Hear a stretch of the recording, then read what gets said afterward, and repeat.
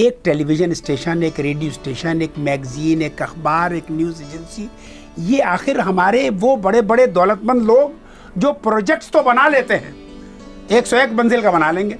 ارے بھائی آئیے، اس طرف بھی تو آئیے نا. آپ کوئی کام ایسا تو کیجئے، آپ ایک انسٹیٹیوشن، ایک ایسا یعنی جسے کیا کہتے ہیں ریسرچ کا کام کرنے والا گروپ تو تیار کیجئے. آپ دیکھیے اس وقت آپ کی مقامی لڑائی نہیں ہے، یہ ایک خود بخود عالمگیریت آ گئی. آج آپ جو کام یہاں کریں گے اس کے اثرات ایسٹ افریقہ میں ملیں گے، اس کے اثرات آپ کو ساؤتھ ایسٹ ایشیا میں ملیں گے. آپ اصل میں اپنے آپ کو انڈر اسٹیمیٹ کرتے ہیں. پاکستان کے حوالے سے دنیا کے اتنے ملکوں میں گھومنے کے بعد میں یہ بات ببانگ دہل کہتا ہوں کہ کوئی ملک مڈل ایسٹ کا 18-20 کروڑ آبادی کا نہیں، پورے افریقہ کے 45 ملکوں میں اس آبادی کا نہیں.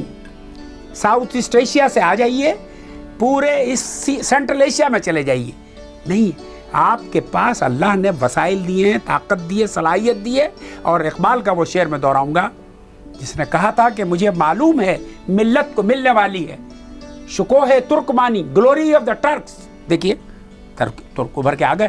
ذہن ہندی، یہ جو بر صغیر کا جو ذہن ہے، انٹلیکٹ جو ہے، اور نطق عربی، یہ 3 چیزیں کہیں تھیں، یہ سامنے آ رہا ہے.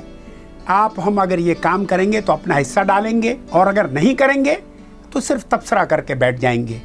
ہمارے پاس آپشنز ہیں، ہم اپنا حصہ ڈالیں، چاہے اس کو قانون کی شکل میں ہم عدالت میں پیش کریں، یا اس کی قانون سازی کریں آپ، یا پولیٹیکل پارٹیز اپنے ایک تھنک ٹینک کے ذریعے معلوم کریں کہ اس وقت کیا ہے اور کیا کرنا ہے، اور دنیا میں سچائی کے اور حق کے علمبردار بن کے اس ملک کو ایک ویلفیئر اسٹیٹ بنا لیں. یہی اسلام.